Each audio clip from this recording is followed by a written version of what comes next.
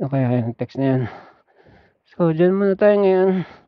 Mounted kasi nabibigatan ako sa helmet. Sunduin si teacher.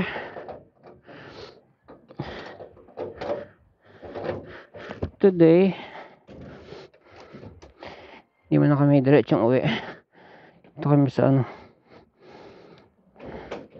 May sinasabi siyang pupuntahan na kailangan mapuntahan na. So, let's go. Let's go doon diretso.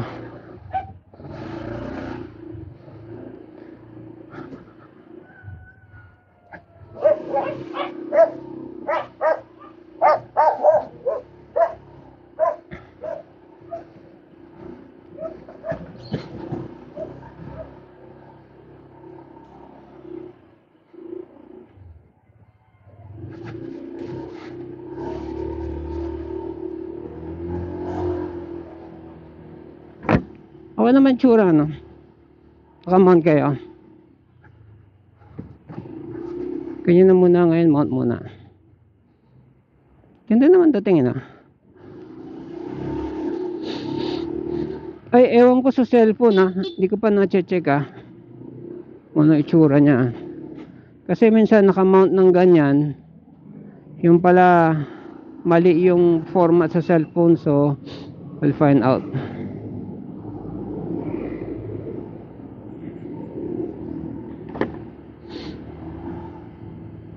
So na-change oil na to ni Pamangkin. Thank you so much Pamangkin for your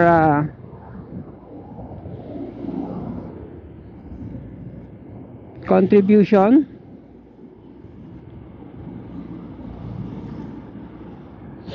Change oil to. Alanganin kasi supposedly 1.5. 1.8 na.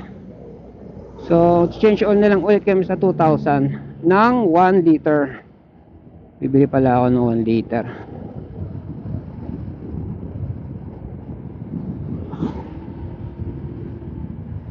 Saglit lang yung saglit lang yung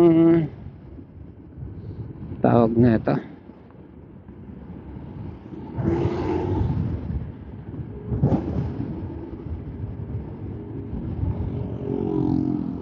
Basta yun, saglit lang yung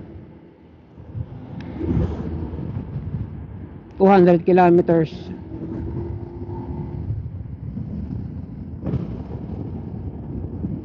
Parang tumitingala yata siya. Naka muna.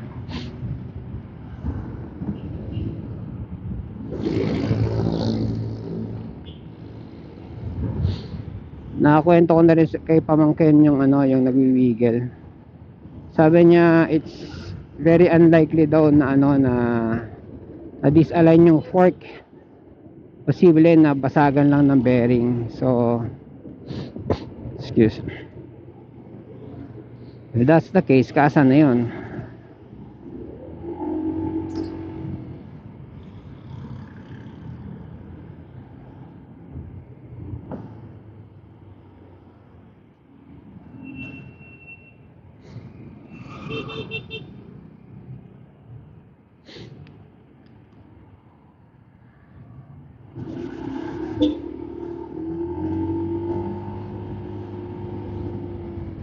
Sarap talaga ng andar pag bagong change oil. Ang itim na ng langis. Pag lang daw kulay kape, masama daw yun. Pero ang itim na ng langis, isipin mo 800 kilometers. Wow.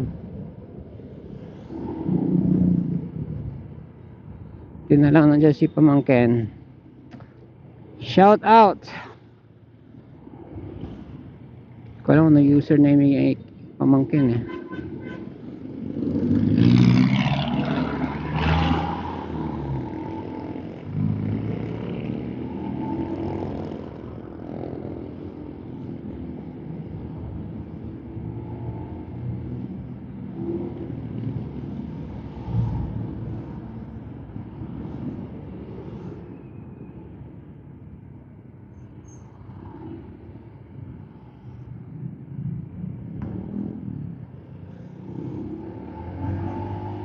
Ganda ng andar. Oo.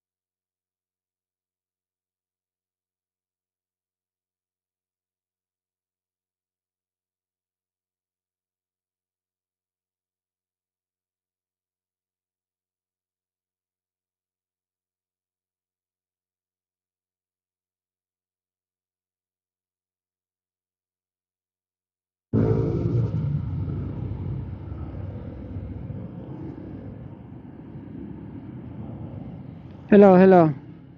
Bumalik ba ako? Nakadalawang connect pala tong cellphone, itong ano ko. Communicator ko, cellphone, dalawa pareho. Kaya si teacher,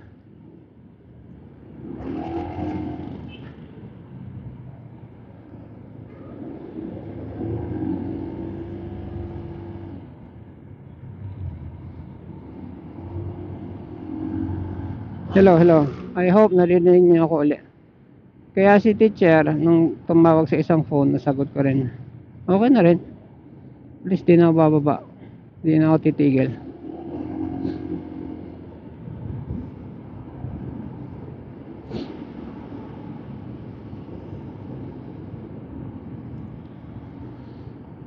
Talo si Tyson, OMG, sa scoring. Sabi ni Jake Paul, gusto daw niyang saktan pero di niya magawa. Di ba mga pang knockout yung birada ni Jake Paul. Tsaka si Tyson, ano yan eh, yung laban niya nung kabataan niya, laging early rounds, halos kalahati nga niyan, round 1 lang knockout yung panalo niya lagi. First round pa lang knockout na. So, bakit ako nakasignal?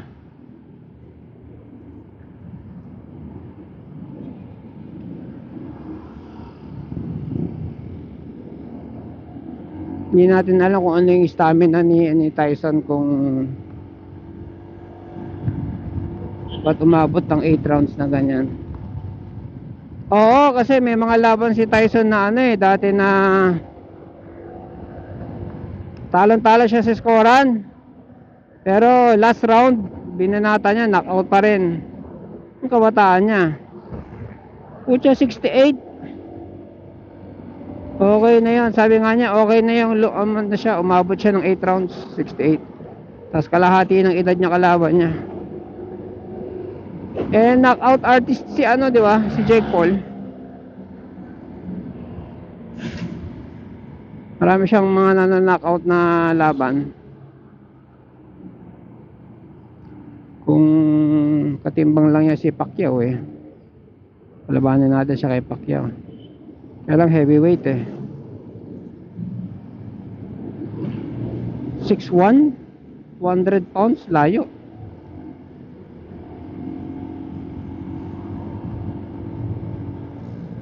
Bagay sana siya kay Andrew Tate, ano? Kaya si Andrew Tate kasi kickboxer, hindi naman boxer eh.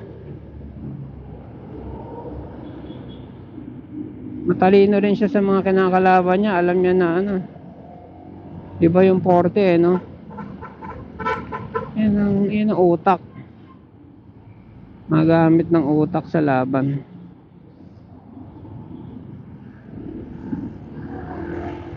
May isa pa pala, puta.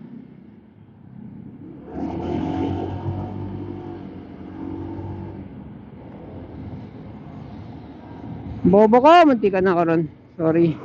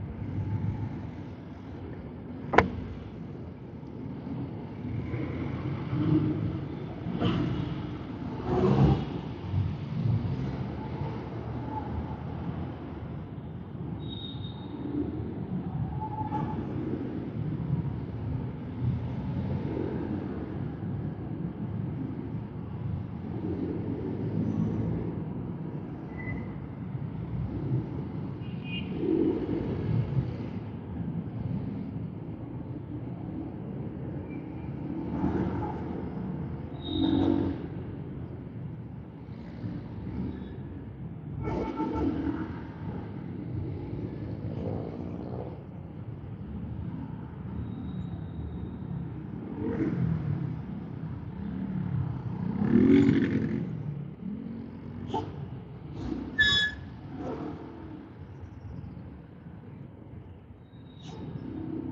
sa gilid.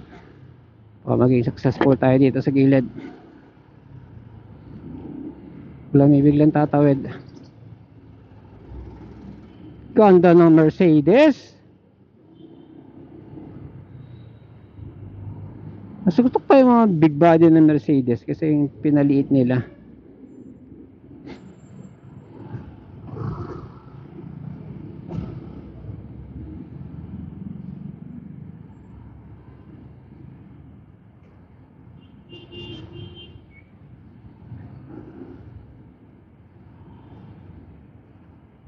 Uy, tangkad ng van, oh. Katakot naman kumorner yan. Kaya pala may banggaan eh.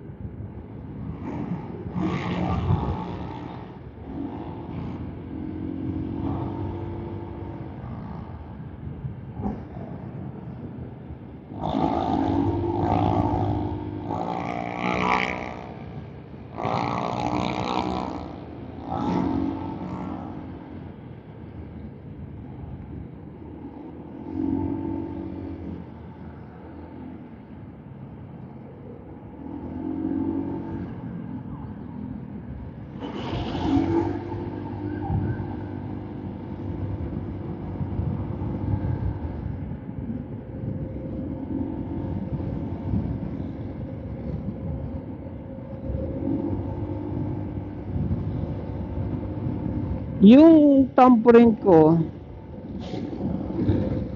kala nga, concentrate muna tayo.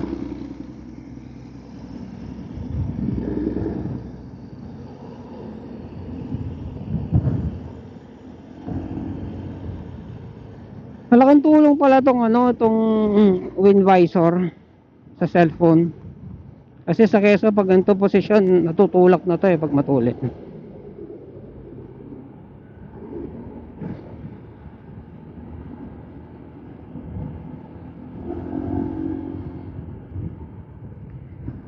Excuse. Nakadouble na ako. Time check. 12:58.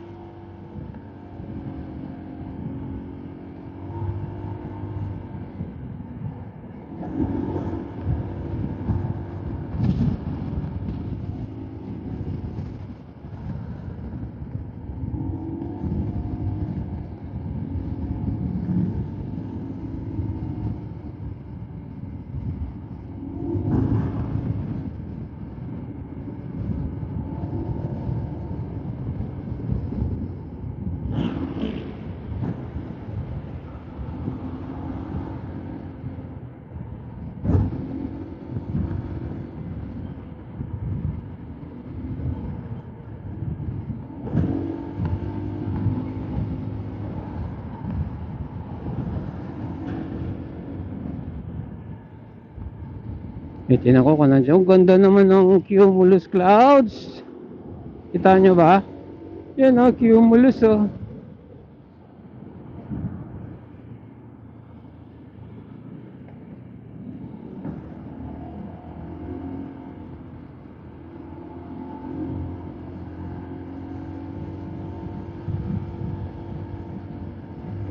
Habol, habol, habol.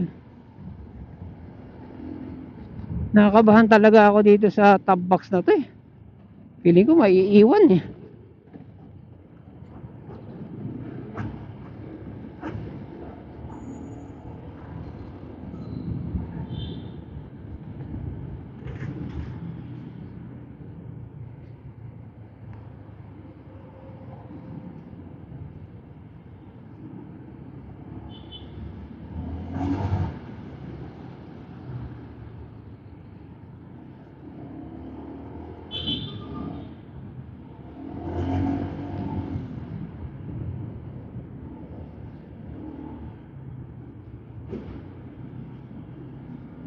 Parang may mali yung side mirror ko sa kanan.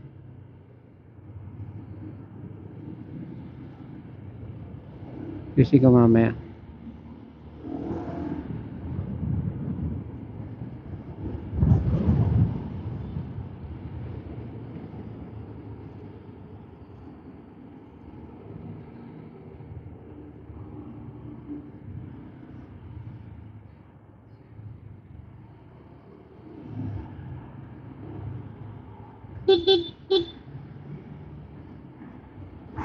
Woohoo! Hindi ako sumingit dyan.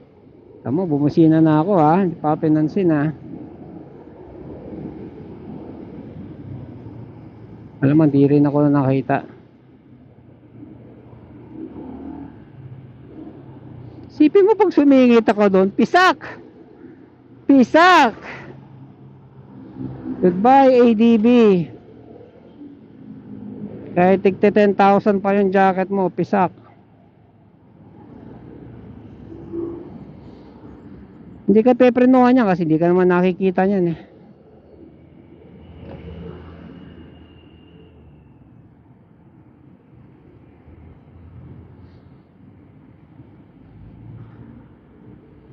Kaya mga nakikipag-away na ano, na sumignal ako eh, o bumusina ako eh, sumenyas ako eh. Okay, that's good.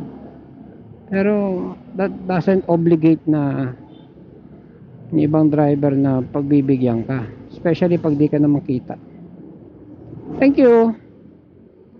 Woohoo!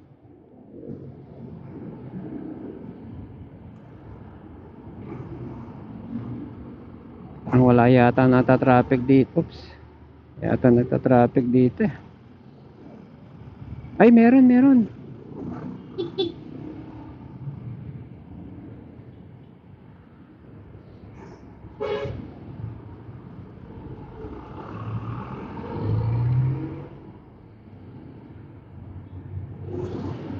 Saksak tayo, saksak. Saksak! Saksakin mo, baby.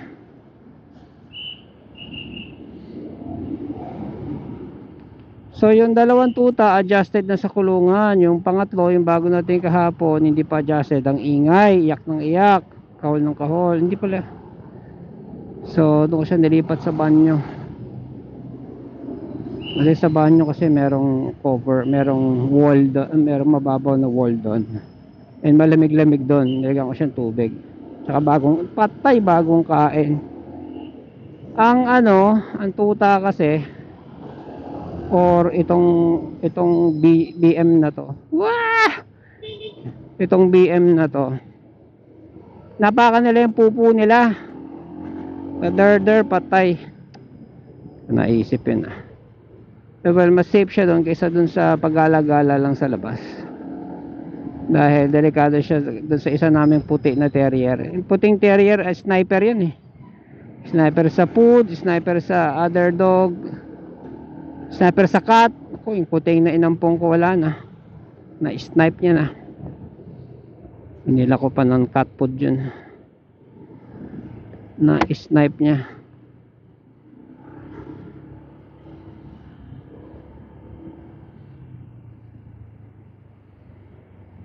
May mga tuta na kaming inampon dati na na-snipe niya. Ano pa yun ha? Pitbull slash ano yung aso ng ano ng pulis. Basta ano yung dalawang lahi yun, pitbull slash ano yung aso ng pulis. Eh tuta pa lang, syempre binanata niya, deads. Nakailang banat siya dun eh.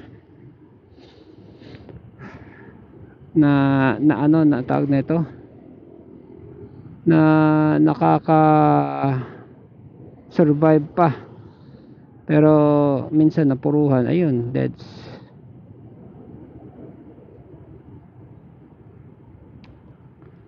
I hope naririnig nyo. Narinig nyo ako, good.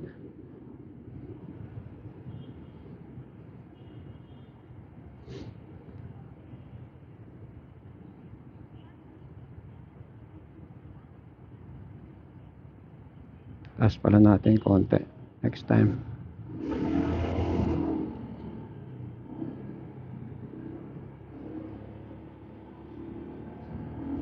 Uy, what kind of reflection is that?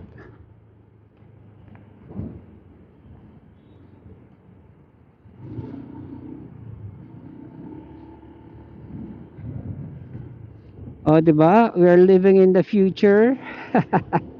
People are riding on their briefcase, suitcase.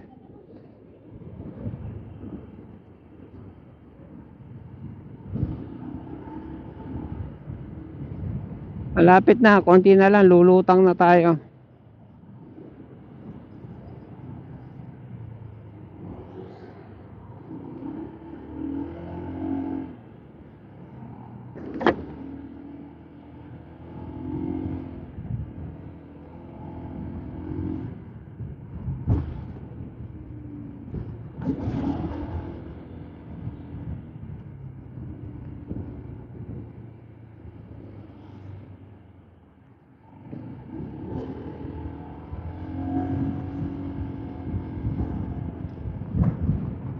Taasan natin konti.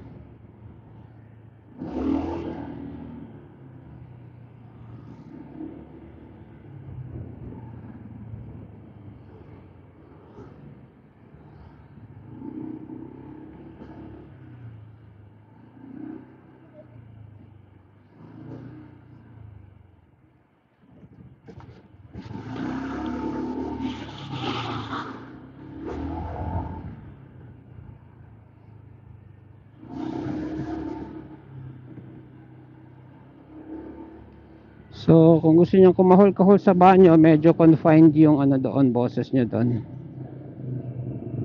Ano kasi, yung doon sa likod, ano, katapat non tulugan. Hindi pa naman siya kasi tangat kalahati eh. Inoccupy niya yung lupa ko ng bahay tapos ginawan tulugan. Sige, magrereklamo siya pag maingay aso, gago. Anyways, so I'm done with being nice.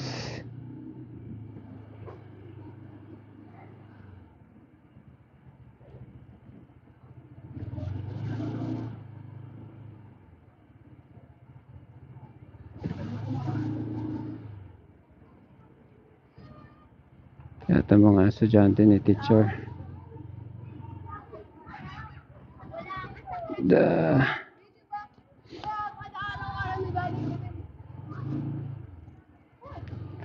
lesson there is you can be nice to everyone.